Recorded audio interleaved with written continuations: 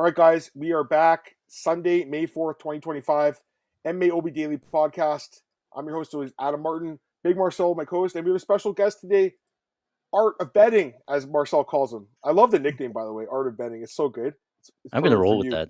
Yeah. We've had you on the podcast before. I can't remember what card you were on, but you came on once at least. Yep. But yeah, man, glad to have you here. Long-time reader and listener of the MMAOB Daily Podcast and MMAOddsbreaker.com. I mean, Art, me and you've been talking since like 2012, 13, I would say, like forever. Yeah. I got to meet you last year at UFC Strickland and Duplessis. And I'm going to try to obviously catch up with you in Montreal this weekend. That's why we brought you on, because you're going to be at UFC 350 in Montreal. We'll be in there person live. We're making the run of the town, and we're going to carry out bags of money on the way back. So, yeah. I hope that's the plan, right? Adam wants to make me feel extra bad, that you're both going to see Natalia Silva live, and I'm not going to see her live. So that's literally Marcel's favorite fighter. The guy literally has her as his desktop background and phone background. Oh, yeah. Okay. He's in love with her. If you go to her Instagram, every post that she posts, it's like liked by Big Marcel. The guy's a fucking simp. So he can't wait. But honestly, like I'm excited about the card, Art. I know some people are down on this card. Now we should get the elephant in the room. We lost a fight. Yeah. And now he's going to insult me with there's an elephant in the room, Joel Alvarez broke his hand. He's out of the fight. Now, that was the best fight in the card as far as an action point of view. I think you guys would both agree. Marcel, have you heard anything about replacement? I did see Mateusz Rąbecki. Man, I don't even get... I've tried to reach out, but I haven't got anything back. So then I got told that it was officially off. So that's what I got told. But I have no idea. Listen, man, even if they find a replacement for Benoit, who's telling me that Benoit accepts it? So I have no idea. I'll accept it. Tell them that I'm in. Yeah, put Art in the cage. I mean, maybe it's going to be a catchweight fight. It would be disappointing not to have that fight. And the card only has, is it 12 fights, Marcel? Is that what it has? Yeah, man. It's like a 5 main card. Yeah, it's 11 now, yeah. Yeah, so we can't really afford to lose this fight.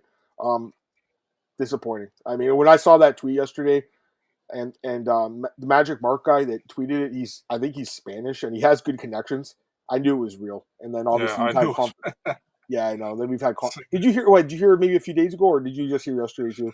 No, this first time I heard it when I saw it when Mark posted it. But if Magic Mark is like, he's Spanish, so he's not going to post it. He has good connections. Yeah, for sure. So really disappointing, but overall I'm still excited about the card. You're going in Friday, Art? Is that your plan? Yeah, going there Friday morning, and then probably pulling an all-nighter into Saturday, and then I'll be running on fumes on Saturday. But yeah, you still have I'll let you plug obviously the giveaway. You want to talk about that really quick for the tickets? Oh yeah, so what I've been doing is I've been killing it, honestly crushing betting here. I'm up over almost 200 units for the year. That's not including last year and live betting. That's nothing like that. So I'm going to the event. I got 2 extra tickets. I'm just trying to give it away back to the community. So I'm holding a contest. Just post a video telling me why you want to come, what maybe a good betting story or why you deserve to come, sort of thing. And I'm going to give them away for free. I'll meet you at the event, give it to you so that you can't sell it, but at least you can come, join it, and take part in it. So let me know. My handle's there on Twitter or Fighting Stats on Instagram or YouTube. Just post a video, tag me in there, and use the hashtag. And then I'll give them away sometime either early this week, so you have enough time to get there. Just a big boss move from Mark giving back to the community. The guy's been guys. If you're not following his plays, the guy gets fucking banned by every sports book. He's too fucking good. He's too good. Every day, yeah. Although I guess maybe it worked out to your benefit, Art, because I know we talked offline. It wasn't your best card, dude. Des Moines. I think a lot of people got crushed in this card. It wasn't the best card, but guess what? We got a new card this weekend, and we got fights to bet on. So that's why we're here. I want to get some guys in the comments from the guys in the chat. What's up, brother? Andrew, what's up, man? Joe, what's up, man? I like the card too. And Marcel, we talked a little bit. You like the card too, Marcel? Obviously. Yeah, man. It's a good card. I mean, for Canada, it's a really good card. I think if you compare it to, I think that there should be more, like maybe 3 more women fights being added because it's Canada. I'm just kidding, but the UFC is always doing that. It was going to be a co-main event. It's a women's fight. I mean, it's just we know that already. I think it's a pretty good card, man. Looking forward to it. I like it too. What's up, Mike? We sort of get as Canadians like the same set of Canadian fighters on all the Canadian cards and stuff. Like we went to Toronto, we saw Malott, we saw JJ, right? Oh yeah. You sort of get the staple of Canadian roster, and then but they throw some title fights in there to make it interesting. Yeah, I agree.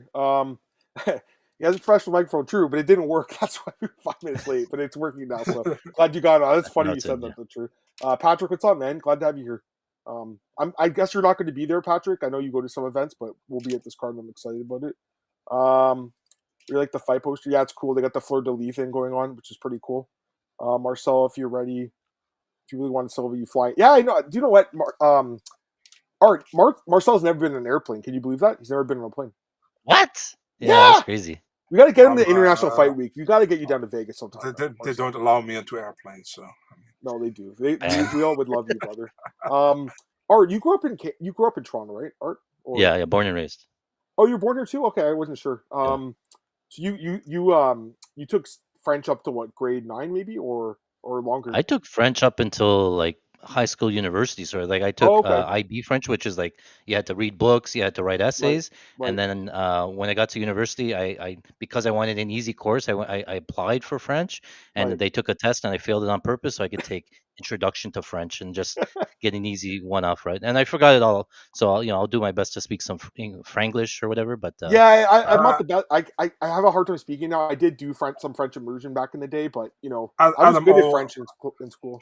And I'm always acting like he's not from French heritage with his Adam Martin, but we all know. Marcel, do you speak any French? Like, do they teach it to you guys in the Netherlands? Yeah, but the thing is, like, I know, like, separate words and that kind of stuff. But when we got to grammar, we had, like a teacher who was French herself, so we made like mistakes on purpose, so she bettered it during the tests. Like, no, that is not good. That's not good. You have to do it like this. And then we had like all 8s, 9s, 7s, like good grades, So I basically in the when I had like the grammar thing, I didn't really study anything anymore because we knew how the teacher always bettered us and we got good grades. So I kind of regret that if I look back at it, because it would have been good to have it. But at the same time, when you're like 15 or 16, you don't care about it. You know what I mean? So for sure. No, I agree with you guys.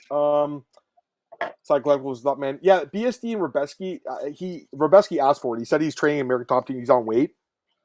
I mean, but again, it's going to be up to BSD, I think, because I'm with Marcel. I mean, he's the ranked guy. So if he says, hey, I'm not taking this French orders, it's understandable. Although you'd imagine he wants to get paid. What's up, Antoine? What's up, Mr. Nice Guy? BSD is off the card. I don't know yet. Marcel, is it confirmed he's off the? We don't know I really don't know. Yeah, scrambling probably. Yeah. Fall dart, yeah, for sure, and definitely scrambling. Got even more than it's okay for Marcel. It's a lot, absolutely. All right. Art is the GOAT.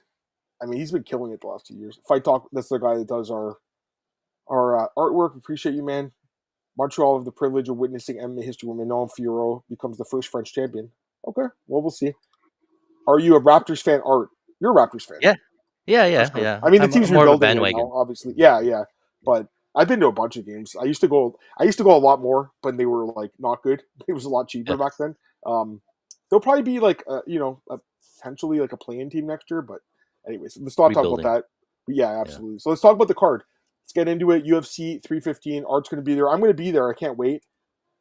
Overall, guys, what do you think of this card out of 10? We always ask you this, Art, to Marcel and I, and then we ask our guest. What do you think? I'll start with you. Out of 10, going into it, what do you think? I think it's going to be about a 7. I'm in that 7 range. I see a lot of fights going to decision. I can see some being like kind of boring and stuff. And looking at the totals, a lot of them are favored to go to decision. So, about a 7. There are some nice matchups and stuff. 2 title fights to try to make up for it. So we'll see. But I can imagine us finishing up at like 2 a.m. because everything went to decision. Just like the Strickland Duplessis card. Yeah.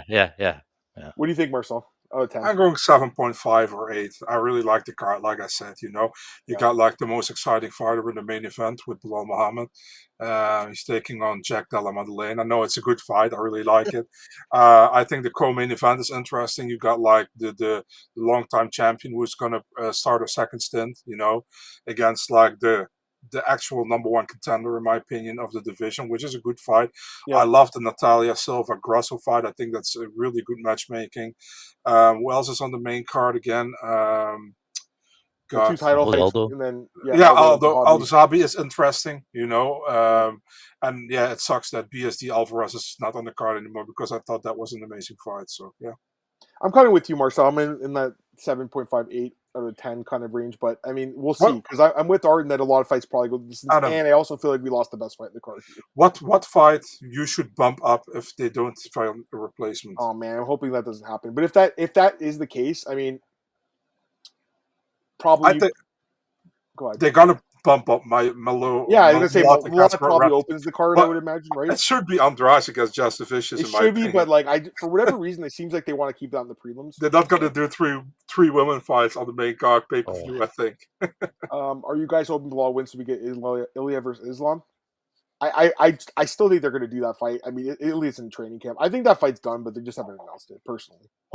I would imagine we get that announcement this weekend too. By the way, say it harder, Knox. Say it harder. Yes. I wonder how long it takes till they finally. Okay, you actually, Art. I want to hear your thoughts on this, because Marcelo and me are convinced John Anik says her name wrong. What do you? Yeah. How would you pronounce Manon's last name? I say Furo. So do we. Yeah, of course. Furo. They say Manon Fuhrer. I don't think that's correct.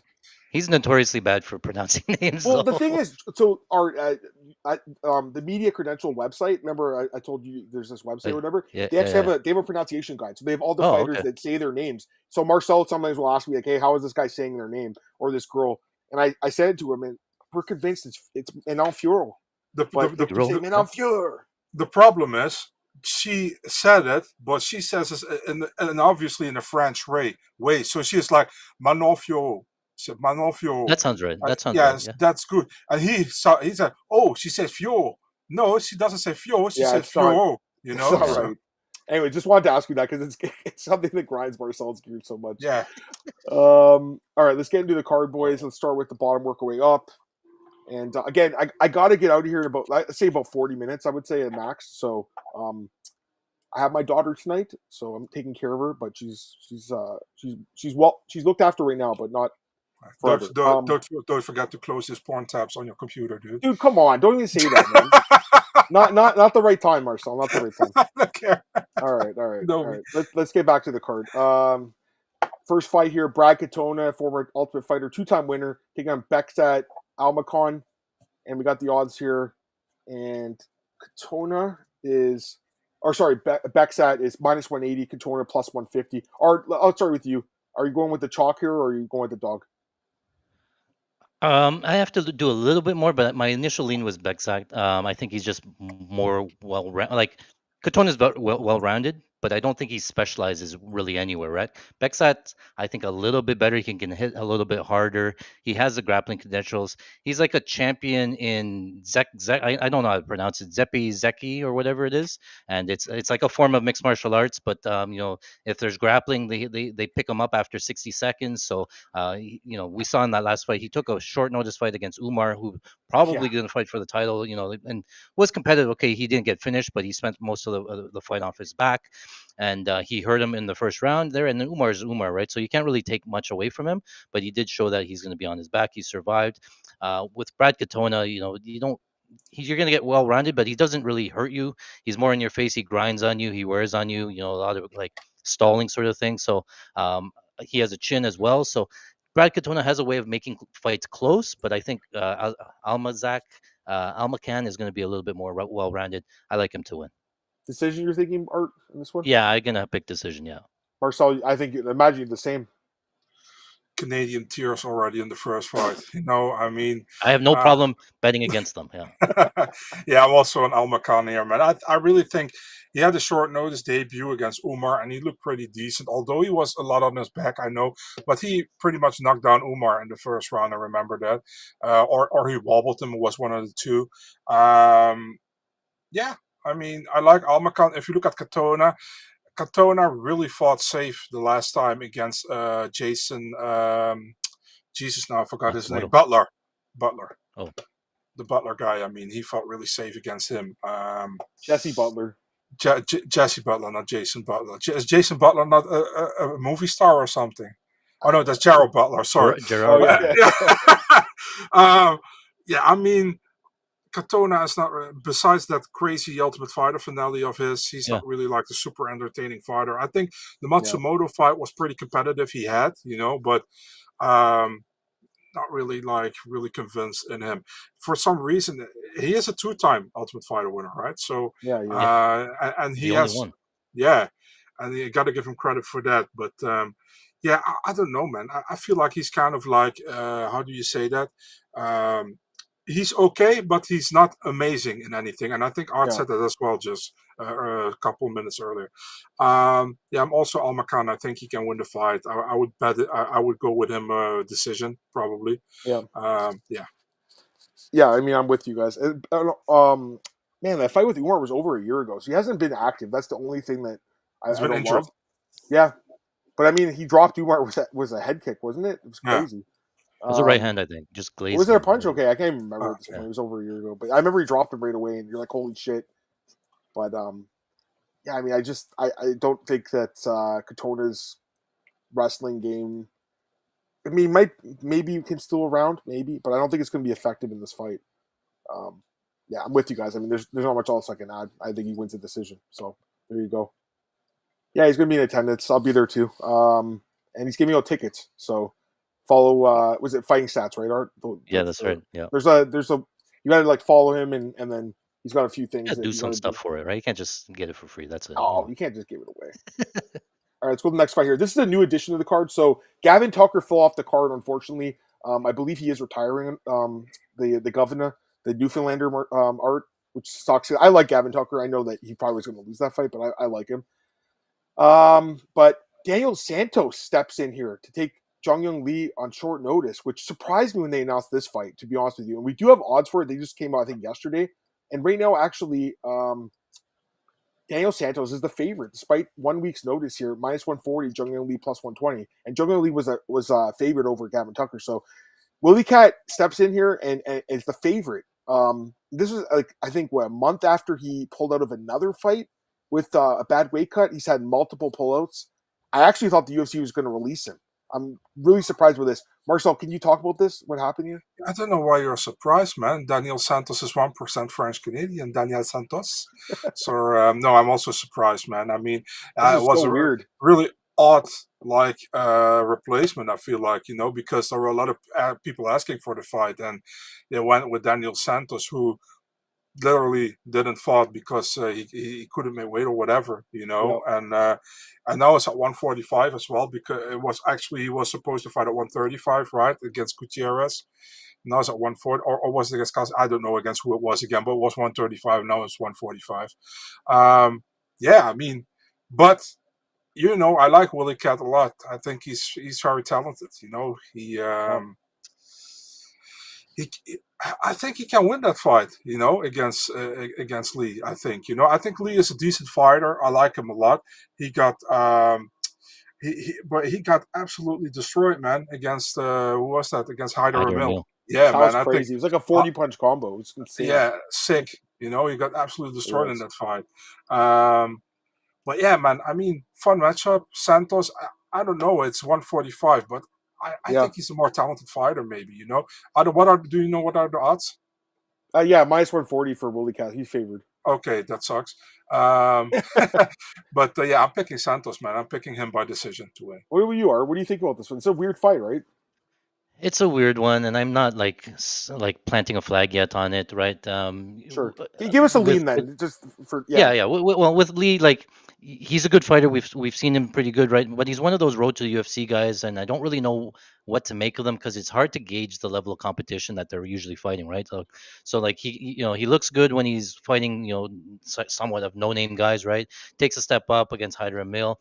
Hyder Emil he does what he does. He just comes forward and blitzes. I had him against Gomes as well. Hyder Emil's just always in your face, and he wasn't prepared for that. He got caught and he dropped. So nothing, too worrisome to write home about. But, like you said, Willie Cat's coming in on short notice. I think he's fighting up a weight class, right? Yeah. I kind of lean Lee just because he's been more prepared. I think he has, one of the things I found with Willie Cat is that he can get taken down, and he's sort of content to play BJJ off of his back, look for submissions and stuff, so give up some minutes. I think Lee could potentially get it there. But again, no strong lean yet. I'm going to do a little bit more tape because it just got changed up, and I'll get an actual bet there. But my initial lean is going to be Lee, probably decision. Yeah, we hit the button when we got a dog. I'm kind of leaning Lee too, actually, Marcel. You can It's not a strong lean. I'm not betting on this fight. I'm staying away from it. But like you said, he had a full camp for this. This whole thing with Willie Cat moving up on a week's notice is so weird to me. And he barely fights. I mean, what was his last fight? It was was it 2 years ago? Willie Cat? It was 2 years ago, guys. He barely fights. I actually like this guy. I keep picking him, and he never fights. I'll pick him, and then the fight will get canceled because he can't make weight. I don't know. I saw that is so weird. He's been withdrawn from 5 of his last 9 scheduled fights. I'm very surprised that he's on the roster. They must have just told him, you have to take this fight, we're cutting you. That must have been what happened.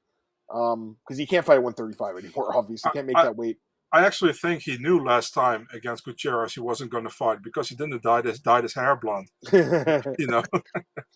Yeah, there's some close fights in this card. The dog bark's actually it's Sean Silva. That's Sean Silva. So yeah. Marcel's got it on his with our boy. Who's the guy who sent it to us again, Marcel? Caio Barriault. Funny. All right. I was talking to Caio Barriault before his fight against Jared, I think, and I was like, I have your teammate. We have a show, a podcast, and your teammate is like our dog sound. And he's like, "Are you for real?" It's like, "Yeah, let me hear it." He was laughing. I love it. All right, let's go to the next fight here, guys. And it's funny because this fight originally was on the main card, Marc-Andre Barriault, and it was Glenn for sure. Glenn's who sent us the dog thing. We appreciate that. Glenn's he's not really active in the community right now, but I love that guy. Yeah. Anyways, getting back to the card. Yeah, Marc-Andre Barriault. I think Bruno Silva was on the main card originally. Marcel, it was. Can you say it the right way, please? Marc-Andre Barriault. Yeah. I mean, can you do it Art better than me? Maybe Marc-Andre Barriault. Yeah, I think we have Can I do it as well? Yeah. Go. Marc-Andre Barriault. That's pretty good too. Glenn Ball, what's up, man? No, this is the other Glenn. This is the fake Glenn. No, we appreciate both you guys. But I'm glad he's in the chat too, though. There's 2 guys named Glenn that listen to us, Art. So there we go. Odds for this one, Barriault is favorite, I believe. Yeah, -148. Bruno Silva +124. I'm taking Barriault. I'll just say it right now. I'm taking Barriault. I can't pick Bruno Silva. This guy is completely washed. He's lost 6 of his last 7 fights. He's looked horrible in every single fight. Losing to Chris Weidman in 2024 is such a bad look by this guy. He's just not competitive in his fights anymore. At one point, he was on fire. He's knocking everyone out, including Brad Tavares, who's not a chin, but just completely falling off the map. And I get it. Barriault has also lost 3 straight fights, and his chin, I think, is going. I will say that. I think it's going back-to-back knockout losses. I still think he's got more in the tank left than Bruno Silva. He's fighting at home. The crowd's going to be behind him. I don't actually. This to me is one of the fights that doesn't go the distance. I think someone gets finished here. I think Barriault knocks out Bruno Silva. I think Bruno Silva just will turtle up and quit in this fight and get cut. I like Barriault. Art, you agree? Yeah, I'm on the same side. It's hard to take Bruno Silva, right? He's just looked complete garbage every time he steps out there, right? Ever since he got dropped by Pereira, or fought them, he's never looked the same, right? And to lose to Weidman, the last time he knocked somebody down or whatever was Brad Tavares.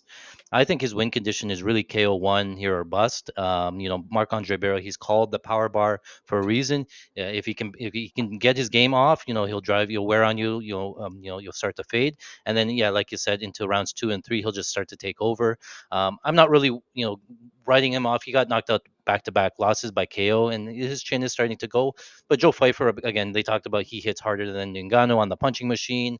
Dustin Solsvis was like a brawl. He got caught. It's hard. It's one of those things like Volkanovski comes in back-to-back knockouts, his chin's done, and then he comes back and takes Diego Lopez to 5 rounds, right? So sometimes you can't put too much stock into back-to-back losses. On paper, I got to favor Marc-Andre Barriault. It feels like they're trying to find him a winnable fight, and Bruno Silva is definitely one of those guys, so I can't go against him. I agree. Marcel, you're going to make it 3 for 3 on this one? Yeah, first of all, Marc-Andre Barriault, stop keeping me on read if I sent you something.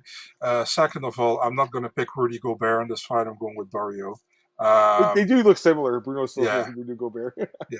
I'm picking Barriault here as well, man. And it's more like a fate on Bruno Silva than it's like a convinced pick on Barriault. So, yeah. I think he knocks him out. You think so too, Marcel? Yeah, very possible. Yeah. And let's hope, because if it's going to be a decision, it's going to be a sucky decision. Yeah. So for sure, and I think he's going to start the card off. Well, I guess Katona's Canadian, but he'll get the Quebecers on track here with a win here, so they'll have something to cheer for. All right, here we go. Another fight here. This one's kind of an odd card placement, I think, for this fight. I don't know what you guys think. Navajo Stirling taking on Ivan Erslan. Kind of an odd. I don't know why it's on this card, to be honest with you. It's kind of a weird place. Stirling's a big favorite here. Minus 298. Erslan plus 240. I'll start with you, Art. What do you think about this fight? I think like Stirling came in the last fight as a minus 1,000 favorite, and he like barely crawled to the finish line. He just, he's a kickboxer by trade, right? Like a professional kickboxer, and then he just showed his grappling's just not on the UFC level. But the good news here is like Erslan doesn't really grapple much, right? So if the fight stays standing, I have to favor Stirling. He's more technical, hits harder, he has longer reach and things like that. So I think if it in a stand-up fight, I'm going to favor Stirling. If it's up against a grappler, or if maybe we think that Erslan can grapple, maybe there's a path there. But I got to take the guy with more power. I'm not going to try to fade that. Yeah, Marcel, you agree? Yeah. Do you guys know Scooter? Scooter? The German dance artist. Yeah, the Scooter. Yeah. Are you ready? Yeah, he looks kind of like Navarro Sterling. You should look him up. I don't know who this guy is. I gotta Google this too. Okay. Yeah, I mean, Navarro Sterling. Man, Erslan didn't really look good, I think, in his debut against Cutelaba. He does kind of look like him. Yeah. Sterling, I mean, his Dana White Contender Series fight was really legit. He knocked the guy out. The Tukutokus fight, like Art says, it was a bad fight, and he got the win, but wasn't good. But then again, I think he can beat Erslan. I'm going with Navarro here as well. So yeah. I mean, I agree with you guys. Like, but I would say, like, for all his faults in that fight, he still won, clean on the scorecards. Just wasn't what he expected. He thought he'd knock him out. I don't think Erslan's that good either. Personally, I think this is a setup fight. I think Stirling wins. It's just one of those things. I wish he wasn't minus 298, but you got to pay a premium on him. He probably wins by knockout, I would think. I hope so, because he wins another shitty decision. Like, I won't know what to make of this dude. I'll say that right now. But I agree with you guys. All right, let's go to the next fight here. This is a really interesting fight, and I know Art and I have talked a little bit about this fight. I'm sorry, actually, they switched the bout order up, Marcel? Why? I thought they had the Andrade fight next. Okay. They switched at this now. Oh, they switched it. Okay. I had my notes different. All right.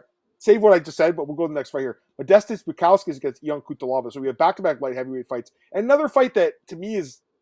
I don't know if this is the weird placement for this fight, personally, but on this card. But anyways, this fight should be better, I would think, than the other light heavyweight fight. I do think probably a finish happens in this fight. I'll say that. Odds for this one... It's very close. It's a pick'em. It's minus 110 each.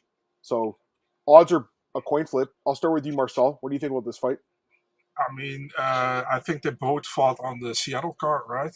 Yeah, they did. This year, and they both got a win. Like Cutelaba got the underdog win against Aslan, Ibo Aslan.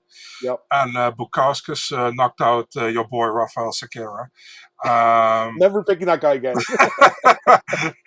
Yeah, I mean, we expected Bukauskas to knock him out, to be honest, and we didn't expect Cutelaba to knock out Aslan. So the thing is, like, as long as, Adam, maybe you did, Art, but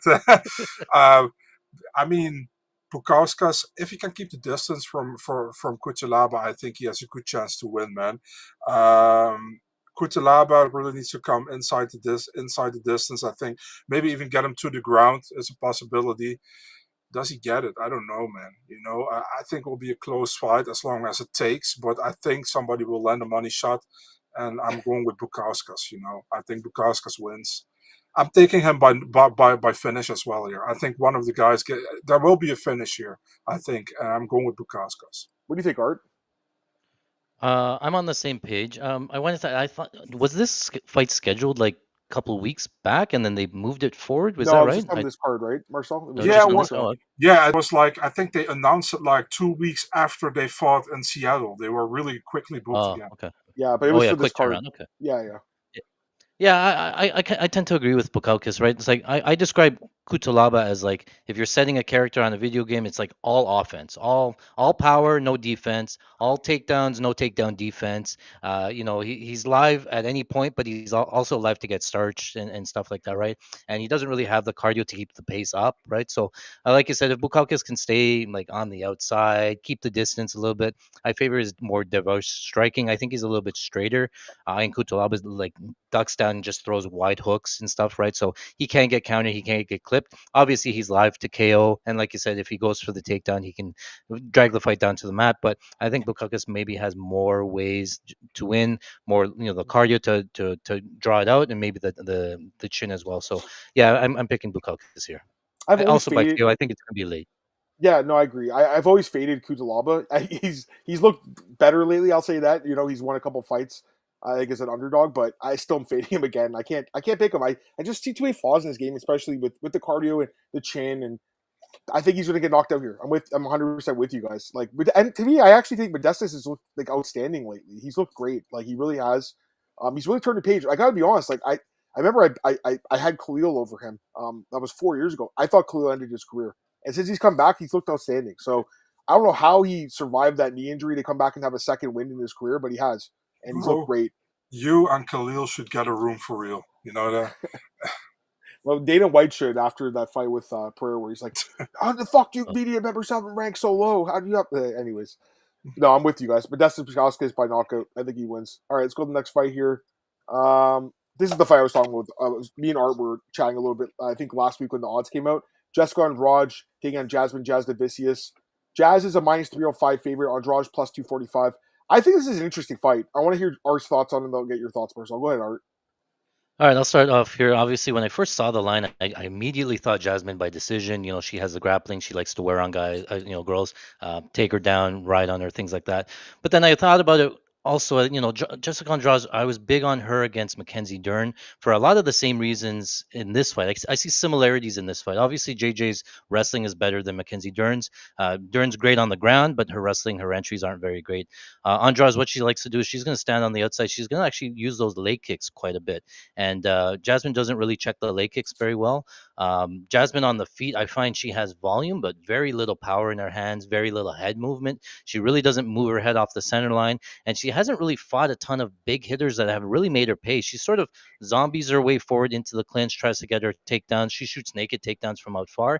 And a lot of the people like, Mayra Bueno Silva, if she tends to go for the guillotine, so she gave up the takedown and she gassed in round 3, right? Ariane Lipski doesn't have really any takedown defense. Patty McCline was short notice, up a weight class in Denver, and was picking her apart at range. Cachoeira also doesn't have any ground game there, right? So she's fought a lot of, I think, convenient strength of schedule. I do know she has some tools, but on the feet, I have to favor Andrade.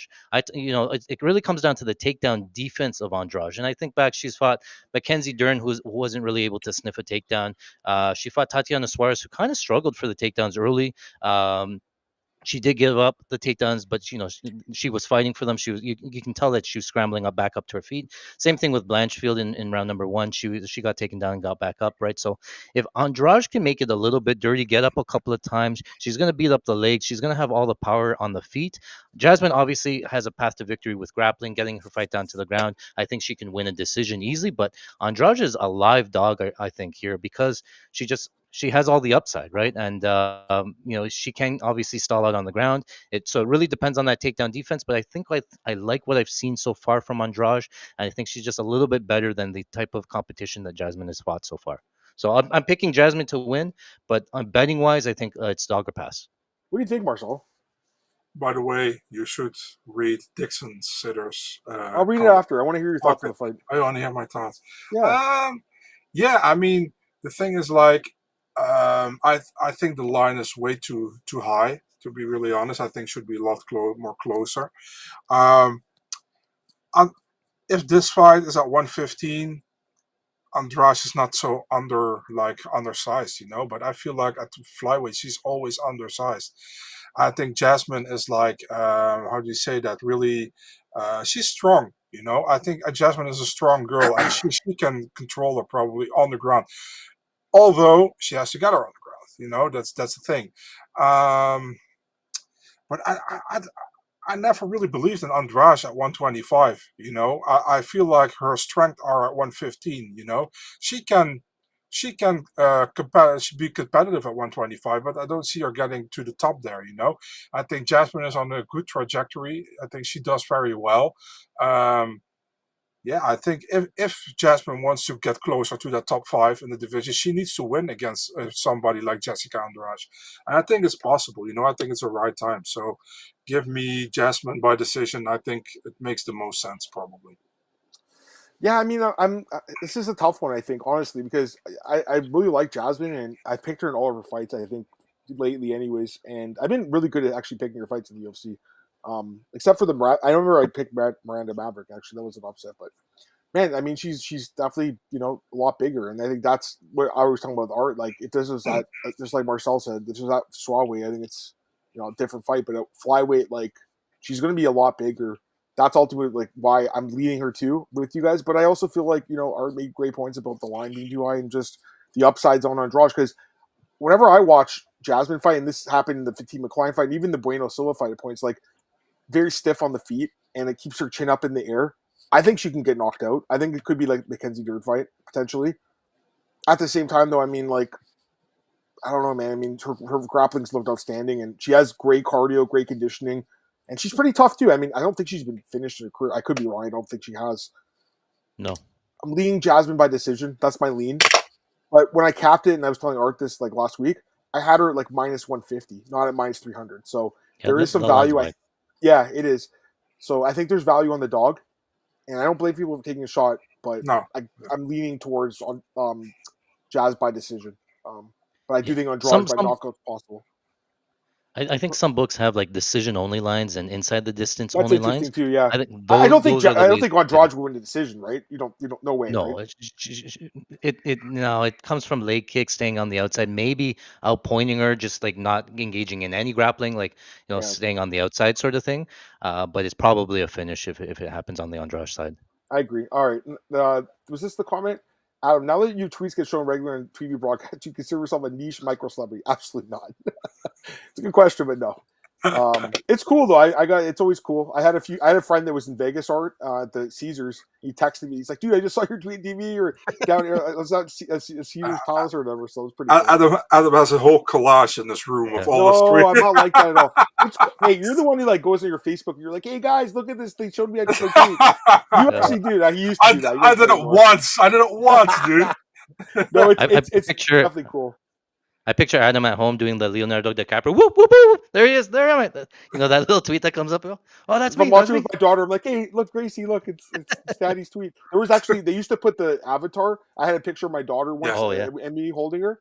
There was, I think it was Jamal Hill I can't remember what fight it was. Maybe Johnny Walker, I can't remember. But I'm like, look, Gracie, it's a picture of you. So she got on TV when she was a baby. Oh, nice. She came back to the comments though. The size, I think the size is, definitely in her favor. Love the breakdown, Art. It was a good breakdown. I agree with everything you said. How was Andrade? Go ahead. Sorry, Art. I was going to add one thing. Going back to that Maverick fight, right? She was a big dog against Maverick. Yeah. And Maverick was piecing her apart on the feet. And then Maverick chooses to like grapple with her. But Jasmine has very good anti-grappling, right? She was able to reverse it. And she ended up losing the corners in her, like Maverick's corner, saying, don't grapple. And what does she do? Round 3 comes out and grapples right away. So just shows the strength. She does have strength in the clinch, on top, things like that, but she has to get her there. So you know what's funny, looking back, I was just looking at the historical odds. She was a big favorite against Natalia Silva, that UFC Austin card a few years ago. She was a huge favorite, and she got pretty much pieced apart for 3 rounds. Jasmine by sub, what do you guys think of a sub? I lean decision. Do you think a sub? Decision. I lean decision. Me too. Jasmine's the Canadian version of Wonder Woman. She's like she's our best hope probably for a title contender, I would think, at this point. I mean, she's not much to choose from, I guess. Yeah, I don't think Jillian Robertson. Yeah, she's 30. Is she 30? I'm 36. Is she 36? She's 30. She's 36. Shit. She started late though. Or you probably knew. She started really late in her training. She started at like age 27, I want to say. Late bloomer. She was invited. It's a cool story. She was invited to an MMA event by her ex-boyfriend or something. Fell in love with the sport and it's had a good career. I mean, she's making a good living out of it. Let's be honest. Yeah. She saw your Muay Thai fight and she was like, I want to be like that guy. Maybe. No, she's I don't know if she's married, but she's with that guy that's the coach at Niagara Top Team. But she's also did some cross training at other gyms, I believe, right?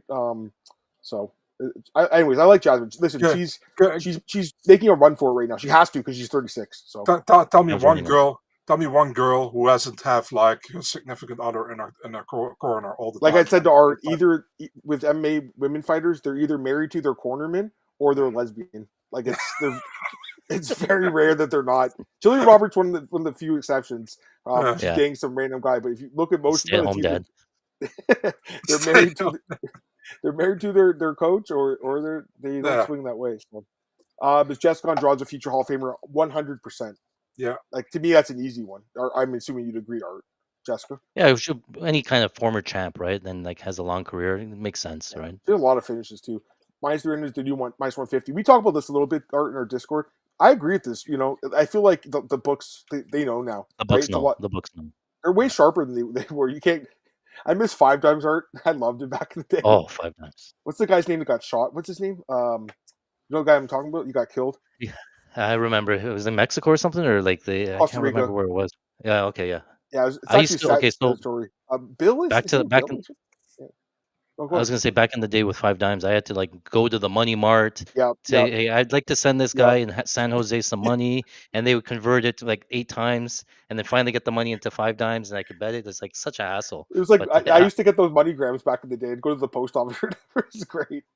I got to check once. The guy knocked at the door, just dropped a check in my right under the door. I was like, oh shit! I love the back. In the comments say Tony. Tony, that's his name. Yeah, it's Tony. 5 times Tony. Oh he yeah. It was crazy though. I remember like you hear the horror stories of people looking to withdraw, and Tony would jump in the chat and be like, we can't let you withdraw your money or whatever. So yeah, it's definitely better that they have everything legalized now and regulated, but like sharp guys like Art, I mean, it's a problem too because do what you have to do, right, to get money down. Yeah, absolutely. That was it. Yeah, Dan, thanks. Tony, yeah, Tony 5 times. They had true limited $50 in boxing. Yeah, sharp bastard. True. Yeah. Let's go to the next fight here, guys. Main event of the prelims: Mike Malott taking on Chuck Buffalo Radke. Should be a fun fight. Malott is favored here. -245 for Mike, +200 on Charles Radke. So I think a lot of people are down on Mike Malott right now. Obviously, we were there, Art, that fight with Neil Magny. I mean, I've never seen the crowd get deflated like that. It was like, wow, he's gonna get this breakthrough win and get ranked in the top 15, and then 15 seconds left, gets TKO. Just looked like he's just like dead. He was so tired. I've never seen a guy more tired in a fight. It was crazy, and I was like I was right by where Neil finished him. He brutalized him, dude. The guy was so tired. He just got completely gassed out. Came back in his last fight. He got a win against Trevor Giles, and it wasn't a good fight, in my opinion, not a good performance. At the same time, though, I mean, am I crazy for still believing in Mike Malott? I know he's 34, and he's not, or he's going to be 34. He's 33, I guess. Still, I still believe in him. I still think he can maybe break in the bottom end of the top 15, maybe. But I still think he beats a guy like Chuck Buffalo. I mean, listen, Chuck Buffalo's had some nice knockouts. I think he's a decent fighter, but I still feel like this is the kind of fight that he should win, personally. But God, if he gets finished again in Montreal, that's it for Mike. I'm taking Mike Malott, guys. I'm taking him. I think he knocks him out. Charles Radke, I think it's going to be a stand-up fight. And potentially maybe fights a smart technical fight too, but I feel like he'll knock him out and give the crowd a show. I don't know. Art, what are you thinking about this one? Yeah, I think a lot of people are down. I think it's a great buy low spot on Mike Malott, actually. So, the Neil Magny one was a big swing. He dominated that fight from start to finish with the last 15 seconds. But we knew coming in, Mike Malott had never really gone that far. Like, the cardio was sort of a question mark. And Neil Magny just has a way of just grimingly just wearing on guys and finishing them, right? So he gets finished there, and then he comes out against Trevin Giles. He's trying to right the ship wrong. And I think he just fought a smart game plan. He didn't need to really do much. Trevin Giles didn't really pose any threat on the feet to him, so he just took his time, picked them apart, took no damage, and got back into the win column. I think he talked about it in the pre-fight, saying, like, it's important for me to get that win, get back on track rather than try to do something fancy and risk something, right? So I think he has all the tools in this fight. I think he has the grappling if the fight goes down to the ground. One thing I want to point out here, I know a lot of people on Radke and Radke KO, and I can see it. Radke's in love with this left hook, right? He'll do anything to throw the left hook. He'll throw lead left hooks. A lot of his combos will end with the 3, so he'll go 1-2-3 or like a 2-3, anything to lead with that left hook. The problem is that he really has to plant his feet to throw the extend the combo and to throw the power in the left hook. Mike Malott, when he fights, he's always standing in kicking range, and he always tries to mirror the opponent. So if Radke's going to be an orthodox, Mike Malott's going to open up in southpaw. He loves the kick to the body from both sides, so he'll throw the rear kick to the body from southpaw. If Radke switches, I don't think he ever does, but he'll switch to orthodox as well. He can fight from both stances.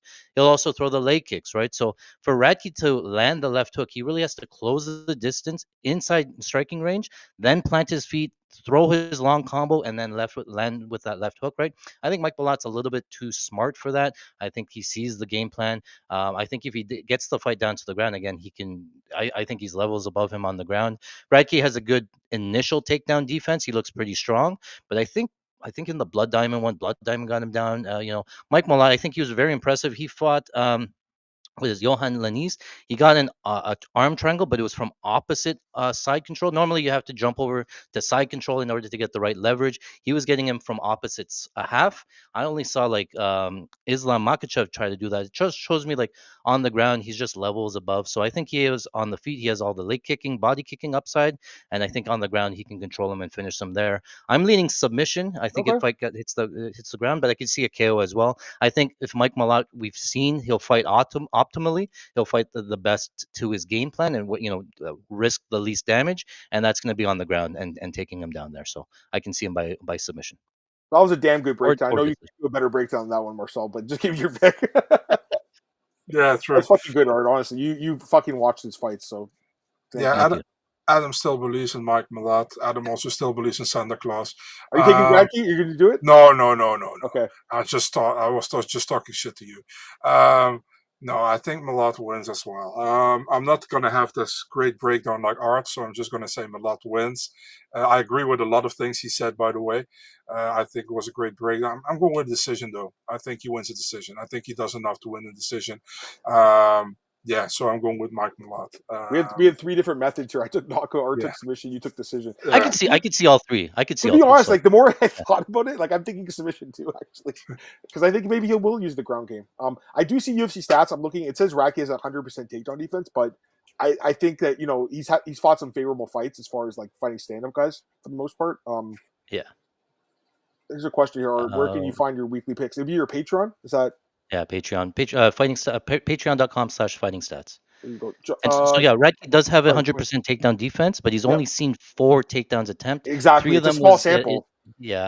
3 of them Mike Mathina, I think, in his UFC debut, and then Gilbert Urbina tried to shoot after he was rocked. So he really hasn't seen a real takedown, and Mike Malott has grappling way above these guys, right? So yeah, I think that you'd have to go back and watch his fight with CFFC. I think to regionals, really get it. Will Bilal corner Radke? I don't think so. I mean, that'd be kind of nuts. I mean, Jack's not a joke, so I think he should really stay focused. But yeah, I obviously, what, guys, we talk about this. They tend to put fighters from the same camp on the same card just to save costs, to save, not to pay so many coaches to fly. So it's smart by the UFC. Yeah, it was a really good breakdown. BSD was from Besky. Okay, so really quick. I mean, were we all going to take Joel Alvarez? All 3 of us? You were taking BSD. Who I was big on BSD. Okay, you were taking BSD. The fight's canceled. Who were you taking, Marcel? I'm not going to say. I'm just kidding. I wasn't sure yet, but I was more leaning towards Alvarez. I was too. Now, if it's Rumbeski, I mean, I guess hypothetically, I would take Rumbeski too. I don't know. You would take. I'm assuming you take BSD, but you'd have to look into it, Art, right? I got to look at the takedown defense. I think we're getting a good buy low spot on BSD. Yeah, for sure. He's shown some weaknesses and such. I think a lot of people overlooking the Poirier fight where he came in with staff and just his cardio fell off a cliff, right? He was controlling him and beating him in that first round as well. So I like BSD, his grappling, the grappling upside. He's just relentless with it, right? But it really depends on the takedown of the opponent of the opponent. And Joel Alvarez, he loves the guillotine, so he gives up the takedown easy. So I'd like the BSD side to get the takedown control and things like that. I'd have to go back and watch the Rebecca tape as well. Yeah, fair enough. Any quick thoughts, Marcel? Like just really quickly. No, I see Nox saying I would also pick BSD, so that makes me more sure to pick Alvarez. No, I'm just kidding, man. Yeah, I was like really on the fence with this one because I could really see it going both ways, to be honest. So I wasn't clear like 100% Alvarez. What about Rombeski steps in, just hypothetically? I really like Rombeski, as you know. I think a lot of people were off on him after that Carlos Diego Ferreira fight. Yeah, but he showed again the Orobai fight that. That fight was incredible. The Orobai fight was one of the best fights of last year. Anyways, hypothetically, we don't even know. Hopefully, I'm praying that they keep BSC in the card, though. I really hope they keep that fight in the card. Like someone. All right, let's go to the next fight here, guys. This is Marcel's favorite fight. I'm going to let him speak first because Natalia Silva's his favorite fighter, and she's taking on former UFC Women's Flyweight Champion Alexa Grasso. And I think this could actually be one of the best fights in the card because, I mean, these girls are so high level. And I think it's going to be a fun fight. So we have odds for this one. Natalia is the favorite. Minus 225. And the former champion Grasso plus 185. Marcel, take it away, my friend. Yeah, I like them both. I always been like a fan of Alexa Grasso. I never thought, to be really honest, that she was going to be champion. Same. But she did really good. She got completely dominated by Valentina the last time with the grappling. If you look at Natalia had like the really weird thing with the UFC that she started with a difficult fight and then she had less difficult fights and then she got more in the better fights again. She had Jasmine in her debut, and then she had like Bleda and she had Leonardo go. Although I think Bleda has a pretty decent win as well. I don't think Bleda is that bad, but Leonardo is definitely not that great. And she got wins over Araujo and Andrade, but against Araujo, she had some trouble. I think she really looked good against Andrade. She was like cornering very well, I think. The thing is here, like, I think stand-up, this will be a fun fight. I think grappling-wise, I think Natalia's better, But the thing is, like, does it hit the ground? I don't know. I think both girls prefer to strike, So I think it will be a very fun battle. I think it stays standing. I think it will go to decision. I think Natalia wins overall. I think she has more upside right now. And I think it's a bad style matchup for Alexa because I think Natalia is not – she's better than her on the ground, in my opinion. And I think stand-up, she can match her, So the thing with Natalia is, like, she doesn't really have a weak spot against Alexa, I think. But maybe I'm wrong, but we'll see. But I'm going with decision for Natalia. Art, same pick or going the dog? Yeah, I've already locked in Silva. I think I got a minus 180. Okay. So like you said, I think the fight takes place on the feet. Natalia Silva, that's basically the game plan is to stick and move. We'll get to the breakdown in the co-main event with Fiorot, but I see a lot of similarities in Natalia Silva and Fiorot. They want to stay on the outside. They want to pop their kicks. A lot of lateral movement. Keep the range, stay in kicking range, right? Alexa Grasso, I categorize her as more of a Mexican boxer, plants her feet, throws her hooks, right? She really wants to throw the left hook, I believe. She's not much of a leg kicker either, right? So if Natalia Silva is able to maintain that kicking range, it's all going to be one-way traffic in terms of Silva throwing kicks. Even if they're blocked and off the guard, and Natalia Silva keeps the volume, it's Grasso going to have to close the distance and try to get on the inside. And I just don't think she has the footwork because she likes to plant her feet when she throws. So I think it's Grasso going to have to try to look for the takedown. She's just going to get so frustrated that she's going to try to hold on to her. And Natalia Silva has historically great takedown defense. Alexa Grasso doesn't have the greatest offense. And I'll mention the Shevchenko fights, right, with Grasso. I had bet Shevchenko all three fights, and I felt like I was wronged every single time. Like Shevchenko was like a minus 800 favorite in that first fight. She was winning like 4 rounds of that, or 3 rounds up until she spins, gives up her back, and gets submitted. Fluky win for Grasso.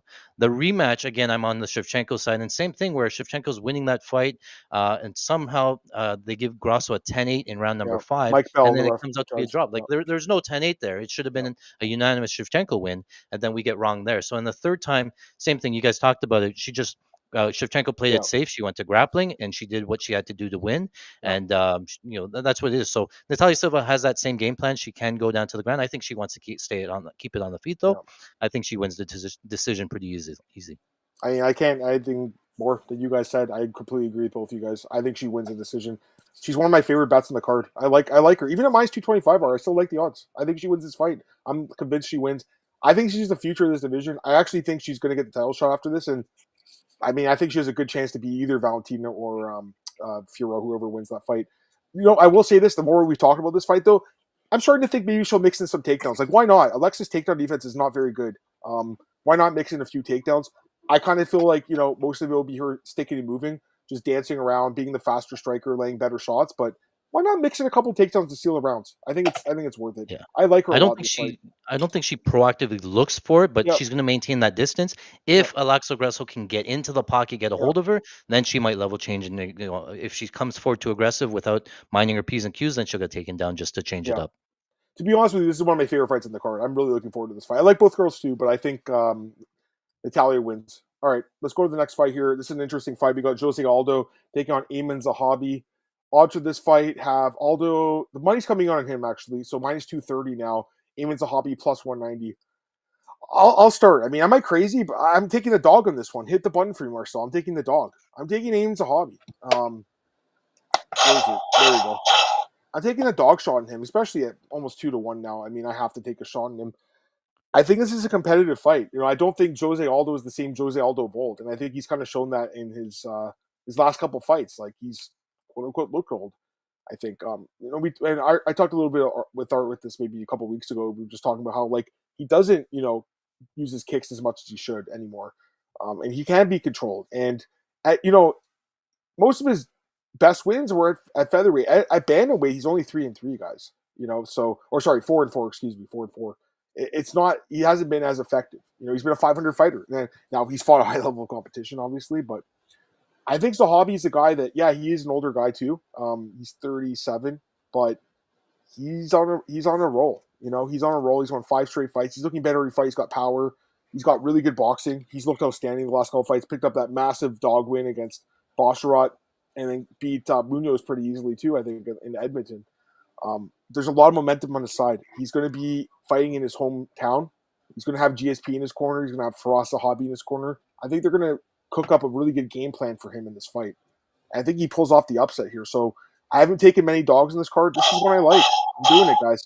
I'm taking him by decision. I'm going to let you go next, Art. What do you think? Yeah, I can see. I think the line's a little bit wide. I'm going to be picking Aldo, and just for me, Zahabi's he's well rounded, but again, he's not a specialist anywhere, and he's always on the outside. He keeps a very high guard, so he limits the damage that he takes. The biggest thing for me is his output. He's not a big volume guy. He'll pitter patter. He'll kick you with body kicks. He'll throw. He has a nice long jab for Sorry. I'll go.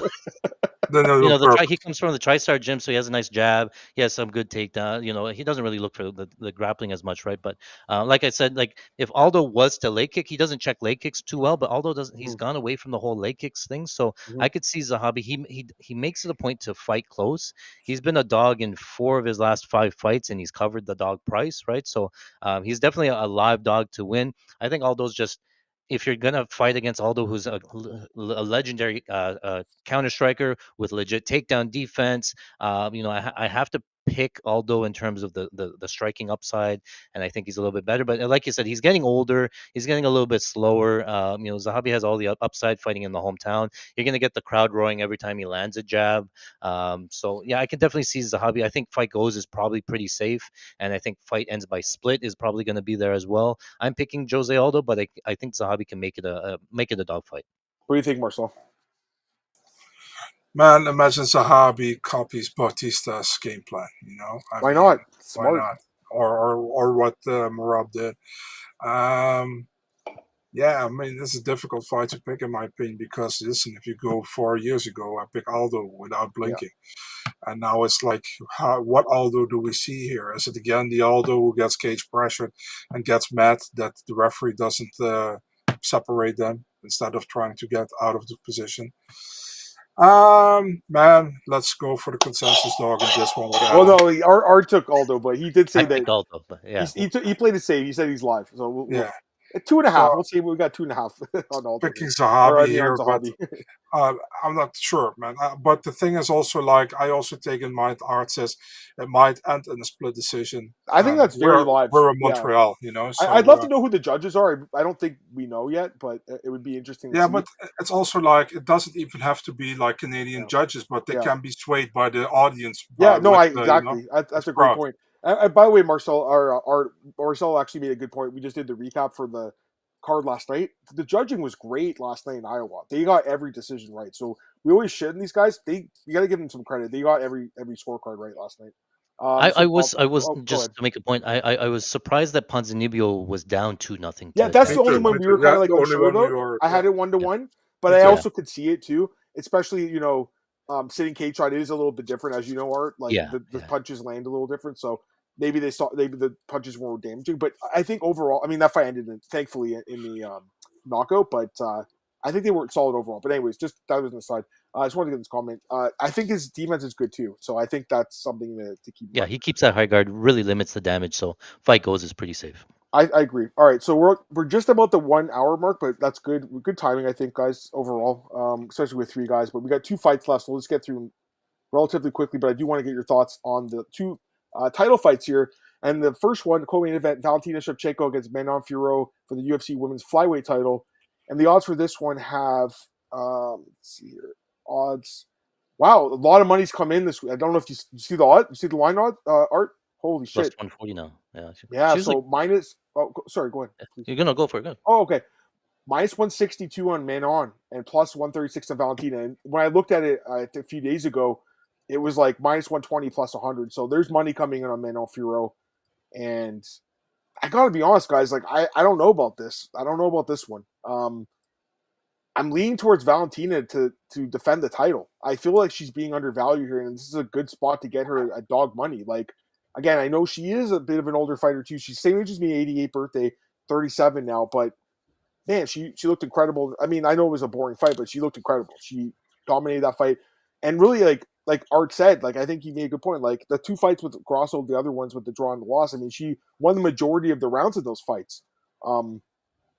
Definitely slipping a bit for sure. She's not as dominant as she once was. That's for sure. But I'm not completely sold on Manon Fiorot, to be honest with you guys. Like, I don't know. I think Valentina has obviously the grappling upside. I know that Manon's got good takedown defense stats, but like, what's the best grappler she fought? Like Tabitha Ricci's tiny, or Jennifer Meyer, who's like not that good. I guess Blanchfield, but Blanchfield's also like, significantly smaller. I think. I know she beat Blanchfield convincingly. That was a really good win. I just don't know if that's enough for me to like say that she should be favored to beat Valentina and win the title. Like, I don't know. This line is odd to me because I look at this fight. I slightly favor Valentina, not Manon. I'm definitely taking the underdog in this fight. Like, I think you have to, but I do want to get your guys' thoughts. I'll let you go first, Marcel, and then we'll get Art's thoughts. What do you think, Marcel? Dog? Okay. Yeah, I'm not gonna listen. Valentina as a dog against Fiorot. Yeah, man, I'm picking her. I think definitely the grappling can be a big part in this one. I think Fiorot. Yeah, people will say she's probably been tested against Blanchfield. With the grappling, and she was able to keep it standing overall the most of the time. Yeah, I think Valentina is stronger than Blanchfield is. Blanchfield's maybe better on the ground, but I think Valentina is stronger than Blanchfield is. Yeah. And Valentina showed in her last fight that she can fight to win, to actually win, just like boring as fuck, but can win, Manon, I like Manon a lot. I think her striking is really fun to watch. I think she's really good. To be honest, I was surprised how she fought against Blanchfield. I thought Blanchfield would have been too much for her, but she really looked good. She hasn't fought for some time after that. She was waiting for a title shot, rightful title shot, in my opinion. I've been on the fence with this fight for a long time, I felt like it's a really close fight. It can go both ways, to be honest, but I have to go with Valentina here. It's like Valentina dog money. Big Valentina here, man. I think she doesn't finish. Manuel goes to decision, but Valentina for me. Are we going to have a consensus dog, Art? Oh, you damn right. Oh, I don't know. Should I spoil it and stuff? I could talk about this fight for days. I have like a 30-minute breakdown on it, just going through all the ins and outs and Go stuff. on Art's thing and watch his thing, or we can't go 30 minutes. No, I'm not gonna. I'll high level it. Yes, I'm going with the dog. I played the 105 early, whatever, Plus and the 105 or line minus 105? plus 105. Yeah, I Okay. thought it was like, the money's gonna come in. No, Yeah. I got reverse CLV'd. I'm probably gonna add. So one thing I want to point out in this fight is it's very important to understand this. It's gonna be southpaw versus southpaw. Okay, Okay. Manon Ferrero, she's gonna be a kickboxer. She's doing the same thing like Natalia Silva, be on the outside. What Manon Ferrero does is she stays in southpaw and she does a lot of these side kicks, these push kicks to the side. It's more to maintain distance, get away from me, push away sort of thing, right? Her entries on the 1-2 have the same bounce step, and she jumps into the 1-2, and then she's out of the pocket again, jumps in and out, right? Valentina Shevchenko is an elite counter striker. She will not chase you around the octagon. She will plant her feet in the center and say, "You come to me," right? She did that to Grasso. You can circle around all you want. I'm going to be here. When you're ready to come in, sort of thing. So her entries for Firo, her entries are going to be jumping in. I think Shevchenko level changes under those entries easy and gets her down to the ground. You guys talked about the Blanchfield fight. I was huge on Firo in that fight because Blanchfield had shown, yeah, she's a grappler, she's a BJJ girl, but her wrestling is non-existent. She went like 0 for 10 in takedowns. In the fight before, I can't remember who it was. Santos, I think Talia Santos. She couldn't get her down as well, and she's trying to hug her, and she's not getting the entries. The entries are completely different for Shevchenko. You can't compare the wrestling of the two. And then on the ground, we really haven't seen Furo off of her back. We haven't seen her go past 5 rounds. We know that Shevchenko has a good striking game. She trains over at Tiger Muay Thai. She has a kicking game as well. So on the feet, I think it's pretty close. It could be, Valentina can hold her own, but on the ground, I think Valentina just can destroy. She can look minus 400 as soon as she gets down to the ground. So I like all the upside with Shevchenko at plus 140. It's a no-brainer. Oh, I agree. I like this here. This guy preaching right now, heed the gospel. No, but seriously, go to Fighting Stats. You can sign up for his Patreon, watch or it's on your YouTube actually. I think. Yeah, it's on my YouTube. Yeah. I agree with you. Everything you said. We have a consensus dog, guys. That's nice to see. All right, let's go to the next fight here. Final fight of the night, main event of the evening. We have UFC welterweight title being defended in GSP's hometown. GSP is going to be there for this card, which is pretty cool. The odds have UFC welterweight champion Belal Muhammad minus 225 favorite, Jack Della Maddalena underdog plus 185. Yeah, I mean it's a really interesting fight, obviously. But for me, like I'm gonna go with Ed still. I am gonna go with Belal. Listen, I like Jack. I mean he's undefeated in the UFC. He's a very good fighter, big power. Will to win, determination, toughness. I think he's very good, but I still feel like the takedown defense is a huge problem, especially against Belal Muhammad. Like, I just think Belal is going to be able to blanket him. I really do for like the majority of this fight. I think Belal will get takedowns whenever he really wants. I think on the feet, he's proven to be a very good boxer. I think he's underrated at striking. Other than like pure knockout power, I just don't really see Jack having the advantage. I guess his chin would be the advantage too.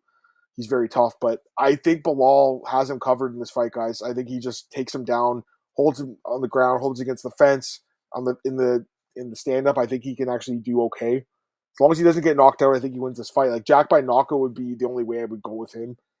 I think people will take a shot on him by knockout here, but I'm not doubting Belal in this fight. I think he gets the job done, and I think he wins 4 rounds, maybe all 5 rounds. Personally, I don't know. I think he wins this fight pretty easily, personally. But I'll get your thought, Art. What do you think? You're on the other side.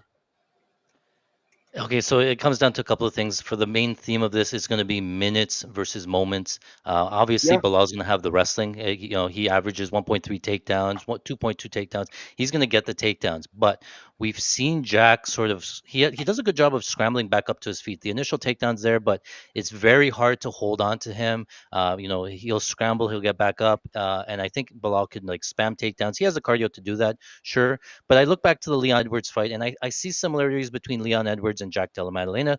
Decent takedown defense, strikers at heart, right? And in the Leon Edwards fight, he got him down, but Belal really didn't do much with the takedowns. Mm-hmm. You know how many ground strikes he had in that fight? 6. he doesn't do much with the takedowns, right? He was lucky to get him down, jump on the back, great. But if he doesn't get there, he's just going to lay on him. And that's where I say Belal has all the minute winning upside, and he'll lay on him, win the minutes.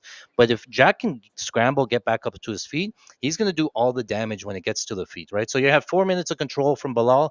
That last minute when he gets back up, Jack's going to rip to the body. He'll love his combos, his footwork, his striking is great. I think he destroys him on the feet. If it stays there, Belal has to hold on and get him down to the ground. So it really comes down to the judges and what the judges are favoring. Are they going to control, like, are they going to score the round for 4 minutes of control, no damage because he doesn't really throw ground strikes, or is it going to be the damage that Jack puts on him, in the last 30 seconds or so, right? So I can see it playing out, that I can see it being pretty close. I think the line is pretty wide on Belal. Belal decision is probably all of his upside. He doesn't really attempt any submissions, and he's not much of a guard passer either. So he has to get the takedown and get the back right away, like he did with Leon, where he can hold the back.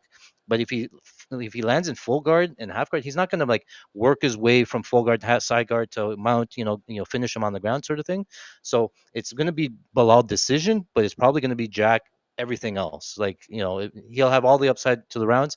He hasn't gone past round 3 either, so it's a question mark what he looks like in round 3, 4, especially defending the takedowns. Might be he gets tired from up, down, and then Belal can find the finish late. But Belal by decision is an easy pick. I get that. I think betting wise though, you have to go dog or pass. What do you think, Marcel?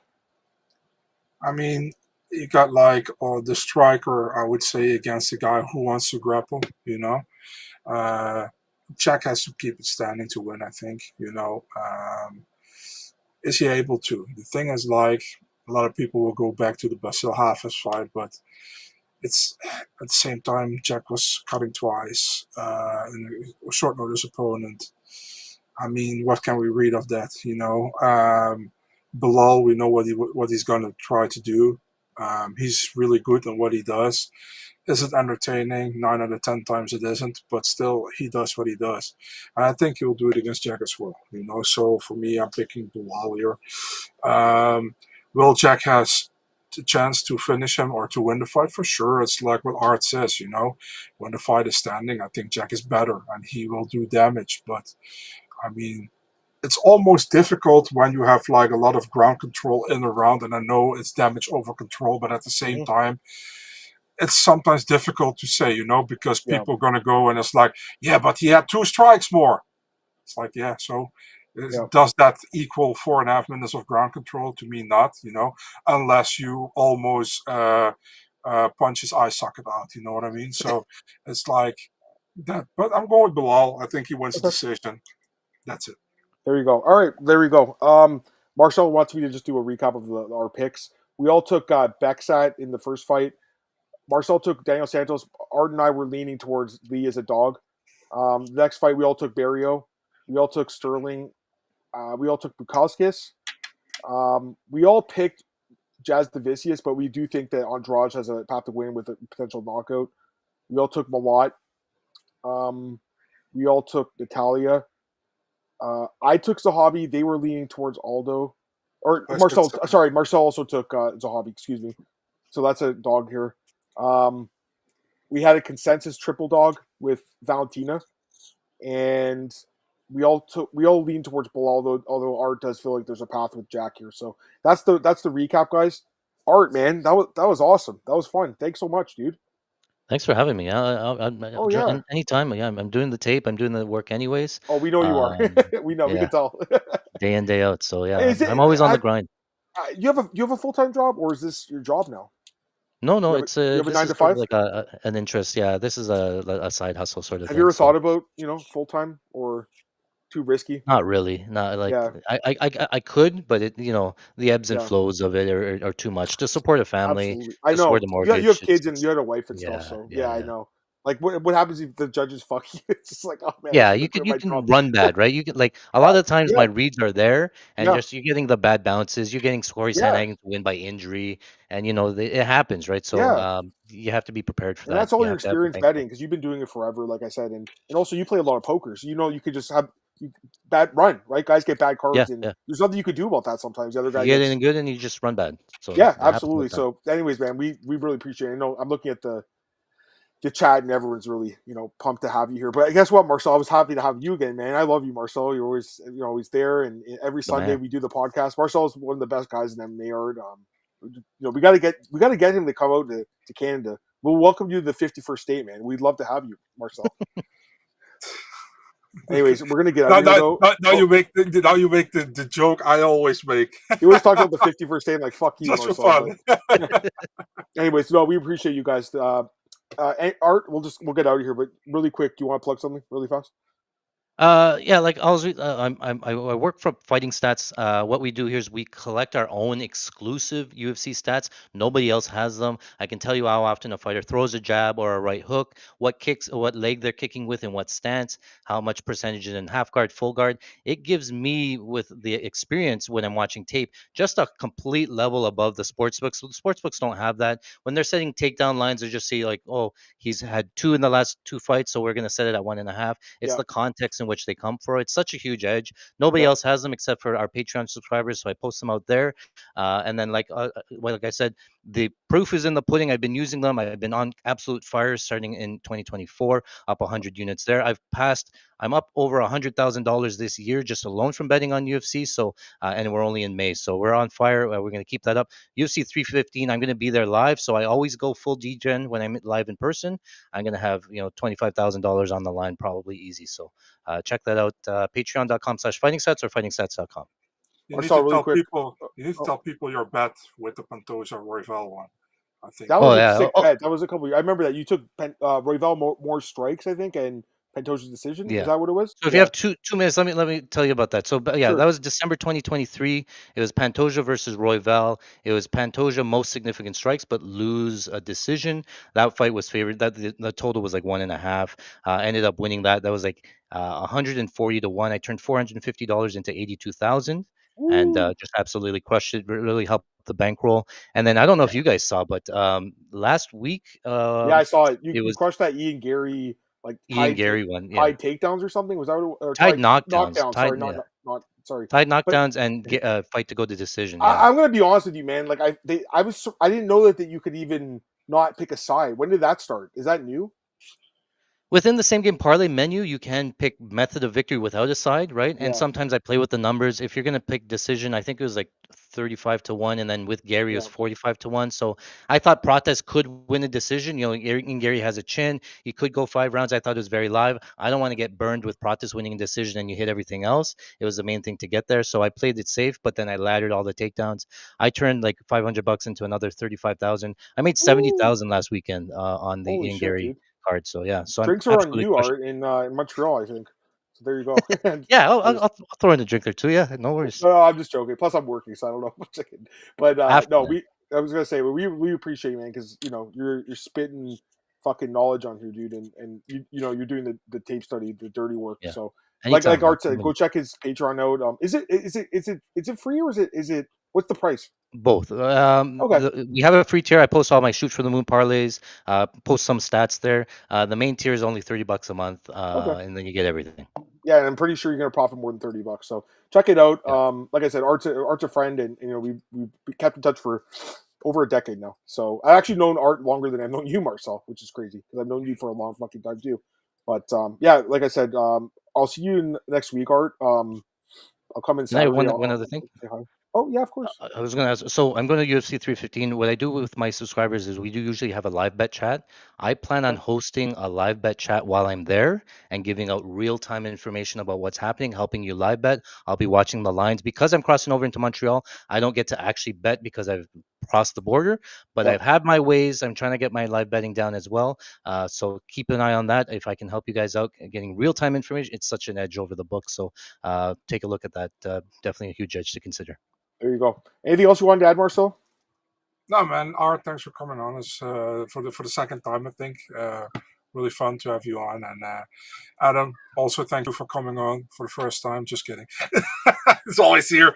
Always fun to have this have these breakdowns and these previews. So yeah. And I wish you guys a lot of fun upcoming week in Montreal. Thanks, man. All right, guys. Follow the podcast, like, share, subscribe, tell your friends about it, and I'll see you guys in Montreal in a couple